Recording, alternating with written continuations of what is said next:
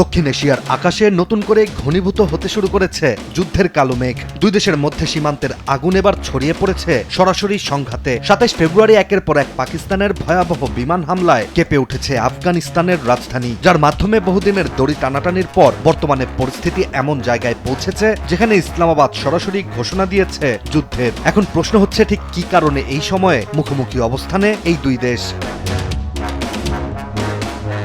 পাকিস্তানের প্রধানমন্ত্রী শাহবাজ শরীফ নিজেই ঘোষণা দিয়েছেন তাদের সশস্ত্র বাহিনী যে কোনো আগ্রাসন চূর্ণ করে দিতে সক্ষম। অন্যদিকে প্রতিরক্ষা মন্ত্রী খোয়াজা আসিফ আরও এক ধাপ এগিয়ে সামাজিক যোগাযোগ মাধ্যমে লিখেছেন তাদের ধৈর্যের বাঁধ ভেঙে গেছে। ফলে ইসলামাবাদ শুরু করেছে সামরিক অভিযান, যার নাম দেয়া হয়েছে অপারেশন গজবলিল হক। আর এই অভিযানের লক্ষ্য আফগান তালেবান সরকারের সামরিক সব স্থাপনা। এখন প্রশ্ন হচ্ছে, আফগানিস্তান তো স্বাধীন একটি দেশ, যেখানে বর্তমানে বৈধভাবেই তালেবান সরকার রাষ্ট্র পরিচালনা করছে। তাহলে ঠিক কি কারণে আফগান তালেবান সরকারের ওপর পাকিস্তানের এমন ক্ষোভ? এ বিষয়ে কাবুল জানিয়েছে নতুন এই আগুনের সূচনা পাকিস্তানের দিক থেকেই হয়েছে। তালেবান সরকারের মুখপাত্রের দাবি, পাকিস্তান শুধু কাবুলেই নয়, দক্ষিণ কান্দাহার এবং দক্ষিণ পূর্বের পাকতিয়া প্রদেশেও বিমান হামলা চালিয়েছে। একমাত্র আরএফএল ক্লাস পাইপ নিশ্চিত করে প্রতি ইঞ্চিতে সঠিক থিকনেস ও সঠিক মাপ। পাইপের বস, না কিনলে লস।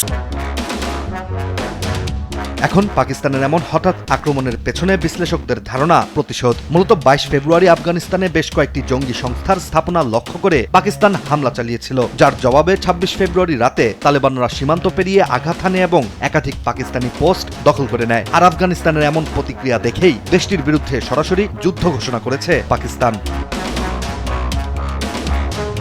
আর ভয়াবহ এই সংঘাত শুরু হতে না হতেই শুরু হয়ে গেছে বিভ্রান্তি আর সংখ্যার যুদ্ধ, যেখানে কাবুলের দাবি ৫৫ জন পাকিস্তানি সেনা নিহত ও আরো অনেকে আটক। আর পাকিস্তানের হিসেবে মৃত আফগান যোদ্ধাদের সংখ্যা ১৩৩ জনেরও বেশি। তবে সত্যিকারের সংখ্যা আসলেই কত তা নিয়ে রয়েছে ধোঁয়াশা। ফলে যুদ্ধক্ষেত্রের এসব তথ্য নিয়েও যেন দুই দেশ প্রচারণা যুদ্ধ চালাচ্ছে।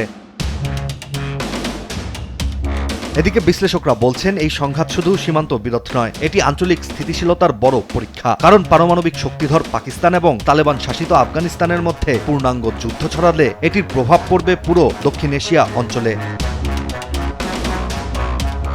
ফলে বর্তমানে সবচেয়ে বড় প্রশ্নটি হচ্ছে, দুই দেশের এই সংঘাত কি সীমিত পাল্টাপাল্টিতেই থামবে, নাকি সত্যি সরাসরি যুদ্ধের পথে হাঁটবে এই দুই দেশ?